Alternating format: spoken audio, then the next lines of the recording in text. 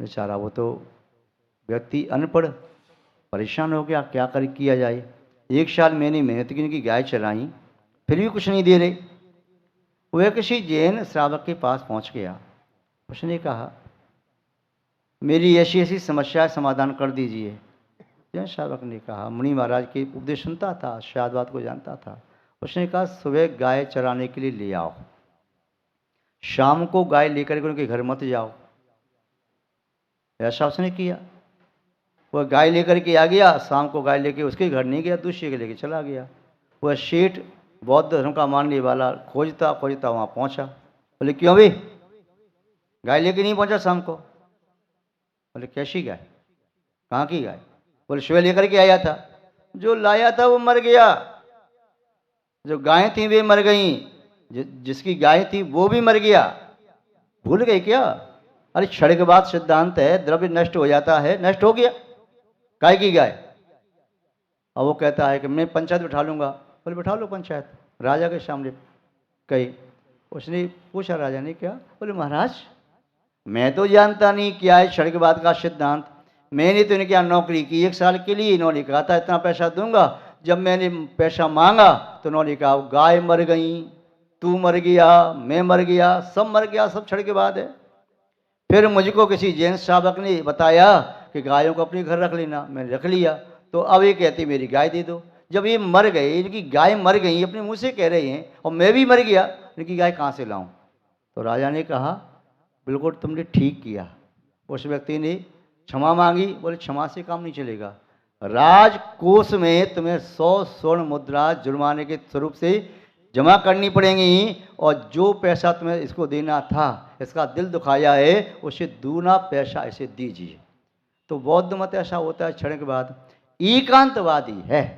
क्षणिकवाद को मानना बुरा नहीं है, किंतु पर्यायी विषय मान लो तो ठीक है, द्रव्य से मान लोगे तो फिर गलत हो गया। बौद्ध चारवाक भी कहता है, क्या कहता है?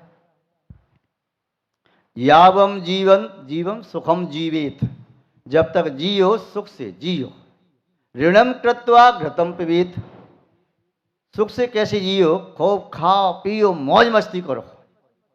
यदि आपके पास नहीं है तो कर्ज लेकर के खा पियो, मौज मस्ती में कभी नहीं। यावम जीवम सुखम जीवित ऋणम कृत्वा घृतम पिबेत, भस्मीभूत से देह से पुनरागमन को। तो जब देह नष्ट हो जाएगी तो आत्मा नष्ट हो जाती है, फिर पुनरागमन किसका होगा? ये तो फालतू बात है कि अगली भविष्य चुकाना पड़ेगा, ऐसा करना पड़ेगा। तो चारवाक कैसा मानता है? जैन दर्शन कहता है जो आत्मा करता है वह भोगता है, चाहे कितनी भव्य हो जाए। एक कण का कर्ज लेकर के कोई मोक्ष नहीं जा सकता। जब तक एक कण भी किसी का रहेगा तब तक संसार में परिवहन चलता रहेगा। उसे चुकाने के लिए चाहे त्रंच गति में जाओ, चाहे मनुष्य बन के नौकरी करो, चाहे पशु बन करके उसका बोझा ढो, चाहे वृक्ष बन के खेत पर खड़े होकर के सर्दी गर्मी वर्षा सहन करते हुए आम के फल दे रहे या कोई और फल दे रहे, चुकाना पड़ेगा। तो ये चारवाक भी एकांतवादी है। सांख्य मत वाले भी एकांतवादी हैं, वह भी एक मान्यता पकड़ के बैठ गए। अब अन्य भी मान्यताएं मीमांसक है, कपिल है, शौकत है इत्यादि, ये सब एकांतवादी हैं। तो एकांतवादी मिथ्या दृष्टि होते हैं। तो एकांतवादी मिथ्या न ऐसे मिथ्या दृष्टि, एकांतवादी निश्चयभाषी भी हो सकते हैं, जो केवल निश्चय को पकड़ के बैठ गए। एकांतवादी व्यवहारभाषी भी हो सकते हैं, जो केवल व्यवहार को पकड़ के बैठ गए। जो भी एक आंख से रहित है वह काना कहलाएगा, चाहे दाईं आंख फूटी हो चाहे बाईं फूटी हो, दोनों आंखों वाला ही व्यक्ति सही कहला सकता है। तो यहाँ पर कोई भी एक नए का आलम्बन लेकर के व्यक्ति सर्वथा उसे मान लेता है तो एकांतवादी कहलाता है। तो मिथ्या नय कुवाद नाम, मिथ्या नय कुवादी खोटे मत वाले व्यक्ति हैं। पोषणम, यदि कोई ऐसे मिथ्या मत का पोषण करता है तो पाप का आश्रय करता है, उसका पोषण पुण्य के लिए नहीं होता। माननम, उसकी मान्यता करता है तो मिथ्यात्व का पोषण करता है। यदि संवर्धन करता है तभी मिथ्यात्व का संवर्धन करता है। आप यदि एकांतवादी व्यक्तियों को दान आदि देते हैं, प्रश्रय देते हैं, तो आप पुण्य का कार्य नहीं पाप का कार्य करते हैं। मेरे शब्द आपको बुरे नहीं लगे तो मैं स्पष्ट कहूँ, यदि एकांतवादी के ग्रंथों का छपवाना भी मिथ्यात्व का पोषण है। एकांतवादियों का प्रश्रय देना, सभा कराना, गोष्ठी कराना, शिविर लगाना, यह भी मिथ्यात्व का पोषण है। चाहे भगवान महावीर स्वामी का नाम लेकर के कहें, चाहे आदिनाथ स्वामी का नाम लेकर के कहें, चाहे कुंदकुंज स्वामी का नाम लेकर के कहें, चाहे भद्रबाहु शिवंदर स्वामी का नाम लेकर के कहें, मिथ्यात्व का पोषण एकांतवाद से किया जा सकता है। मरीचि ने भी 363 मत की स्थापना की, एक व्यक्ति ने, एक नहीं 363 मत की स्थापना कर दी, और ये कह करके कि मेरे बाबा ने कहा है कि मैं भी तीर्थंकर बनूंगा और जो मैं कह रहा हूँ सो सही है। तो मिथ्या मत की स्थापना करना तो बड़ा सरल है। हुंडा श्रवणी काल में, चौथे काल में भी स्थापना हो गई, तो पंचम काल में तो और सरल है। पंचम काल में सही मत को प्राप्त कर पाना बड़ा कठिन है। इसलिए जो व्यक्ति भ्रम में रहते हैं कि एकांतवादियों के मंदिर बनवा करके, एकांतवादियों का ग्रंथ छपा करके, एकांतवादियों का सम्मान करके, विदाई करके सोच रही हो अपनी सम्यक्त का पोषण कर रही है, नहीं, जैन दर्शन की जड़ों को काट रहे हैं। क्योंकि जो सही वास्तव में जैन दर्शन का मूल सिद्धांत है उस पर कुठाराघात होता है। तो ये कुठाराघात में आप भी कई निमित्त बन रहे हैं। इसलिए आचार्य महोदय ने कहा कि पोषणम माननम वापी, उनका पोषण करना, उनकी मान्यता करना, स्थापना करना, संवर्धन करना, यह भी दातुम पुण्याय नो भवित, वे पुण्य के लिए नहीं होता।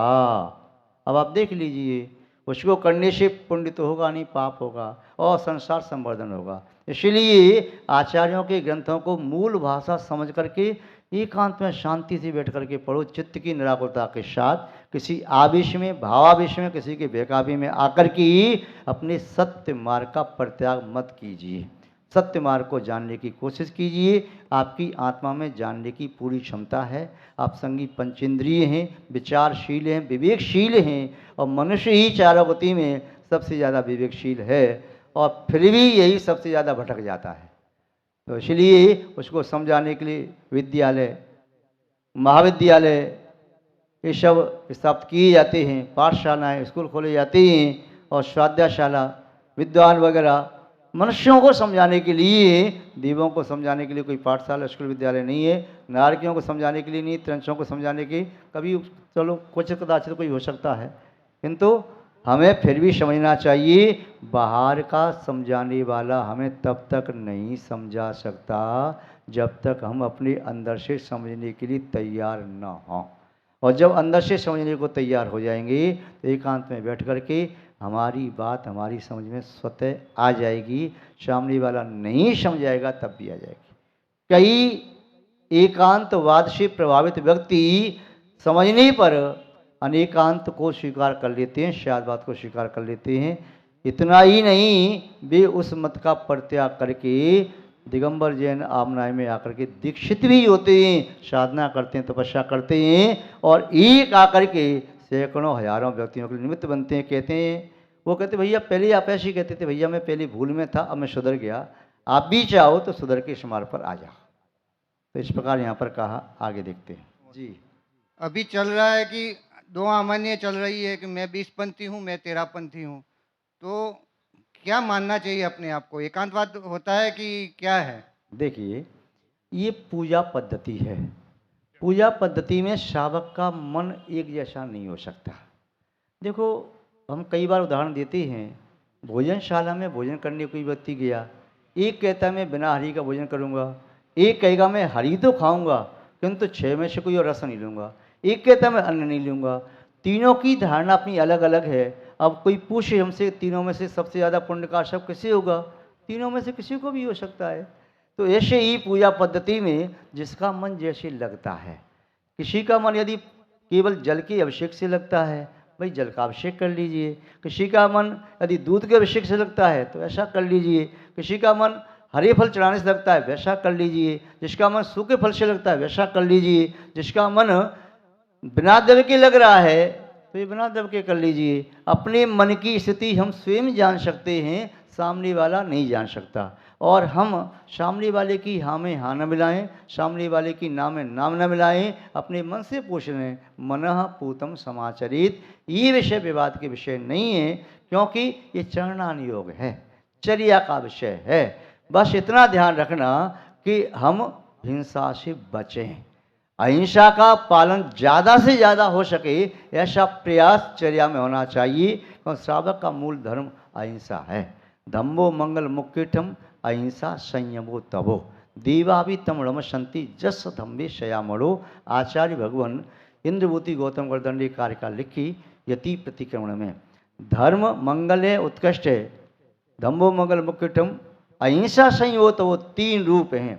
अव्रति अहिंसा का पालन करे, व्रति संयम में और आगे बढ़े, और महाव्रति तप की सिद्धि करे, तप का अंतिम छोर ध्यान है, उसमें प्रवेश करे। तो अव्रति जितना अहिंसा की ओर आगे बढ़ता चला जाएगा, उसे संयमी बनने की प्रेरणा प्राप्त होगी। संयमी जितना तप की ओर आगे बढ़ेगा, उसे ध्यान की प्रेरणा प्राप्त होगी, ध्यान प्राप्त हो जाएगा।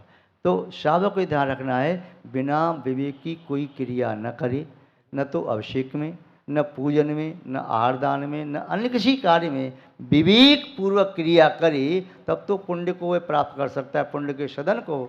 और बिना विवेक की क्रिया चाहे कितनी बड़ी क्रिया कर ले, उसे लाभ के स्थान पर हानि भी हो सकती है। ऐसा नहीं है कि रत्नों की और स्वर्ण चांदी के व्यापार में लाभ ही लाभ होता हो, उसमें घाटा भी होता है, तो बहुत बड़ा घाटा होता है। भूसे के व्यापार में लाभ कम है तो हानि भी कम है। तो कहने का अभिप्राय ये है कि अपने मन को दे करके चलें।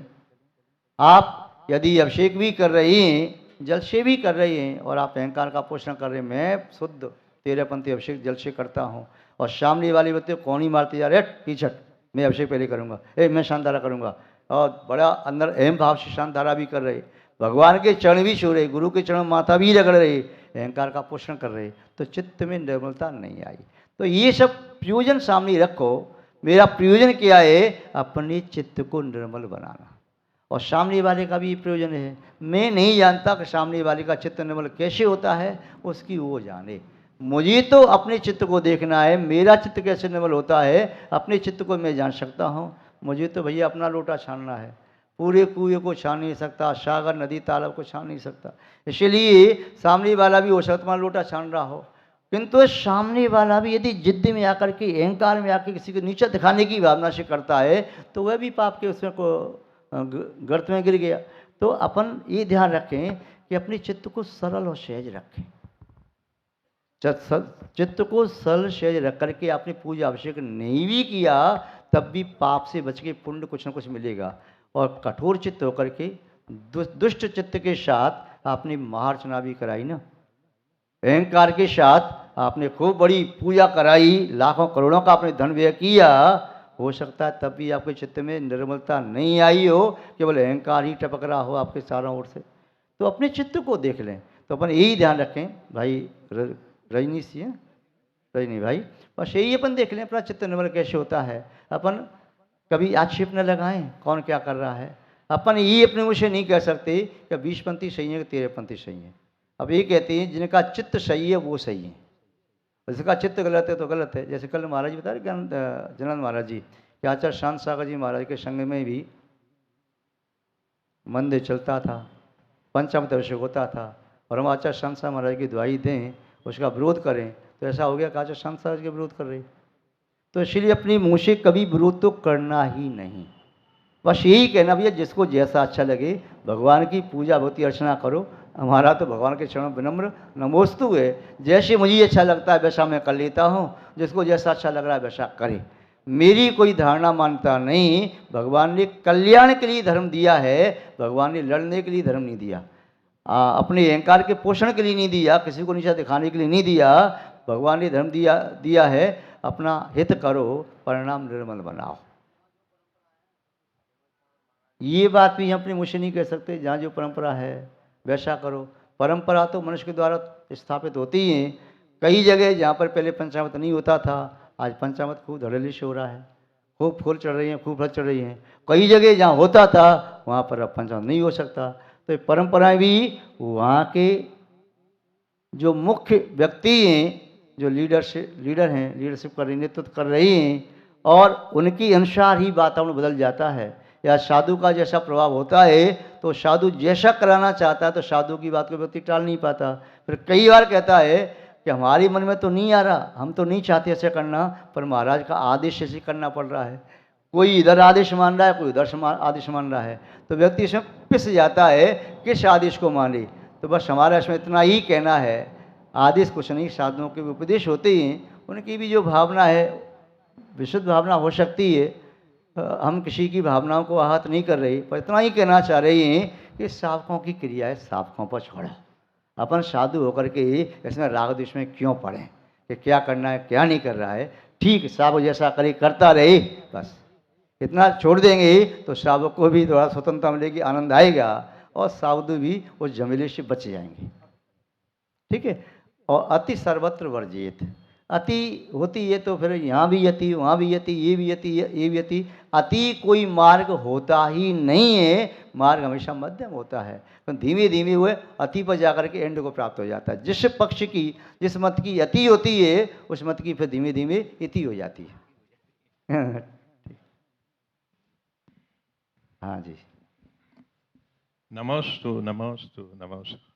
महाराज जी, कांजी स्वामी मंदिर में जो आदिनाथ भगवान की मूर्तियां होती है, सिमंदर भगवान की मूर्तियां होती है, तो आदिनाथ भगवान की और सिद्ध भगवान की मूर्तियों को दर्शन करने वो मंदिर में जा सकते हैं या नहीं, और श्वेतांबरी मंदिर में हम जा सकते हैं कि नहीं? देखो, हमने एक ही बात कही थी, मनः पूतम समाचरित। हम आपसे पूछें, यदि सामने एक मांसाहारी होटल है और शराब का ठेका है, वहाँ पर दूध मिलता है, तो वहाँ पर दूध पीने आप जा सकते हैं क्या? आप उनसे बचने का प्रयास करेंगे। दूसरी बात ये, जिनबिंब की प्रतिष्ठा का विधान अपने प्रतिष्ठा ग्रंथों में दिया है कि सूर्य आचार्य प्रतिष्ठा करते हैं, ऐसा शास्त्रों में लिखा है। अब जिसकी प्रतिष्ठा दिगंबर साधु ने नहीं की है, वस्त्र पहन करके की है, 1 मिनट के लिए वस्त्र निकाल दिए फिर वस्त्र पहन लिए, तो वो साधु थोड़ी बन गए सूर्य मत देने के लिए। तो अब स्वयं सोच लें।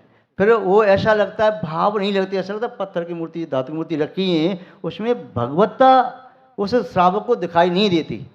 और जो व्यक्ति एकांतवादी भी है ना, वह भी उनकी पूजा अभिषेक ऐसे नहीं करते। वो भी करते हैं भैया सफाई कर लो, भक्ति तो में है नहीं, सफाई कर लो भगवान की, या आरती भी करना है, औपचारिकता निभाने के लिए पैसा इकट्ठा करने, टॉर्च से आरती कर लो, उस और गाने में धूमधाम से करो, ध्यान लगाओ, ये करो। तो देखो, इस सब की मनस्थिति अलग अलग होती है। हम किसी को क्रिटिसाइज नहीं कर रहे, इतना बता रहे हैं कि किसका मन कैसा होता है। एक व्यक्ति पाषाण को देख करके भी भगवान की कल्पना करके पुण्य कमा सकता है। मूर्ति का आकार नहीं है, पाषाण की पूजा भी हमारे यहाँ दी शिलापुत्र की पूजा होती है ना, मूर्ति बनने के पहले, उससे पुण्य कमा लेता है। और दूसरा व्यक्ति भगवान की मूर्ति में भी भगवान को नहीं देख पा रहा है। तो सबकी मनस्थिति अलग अलग होती है।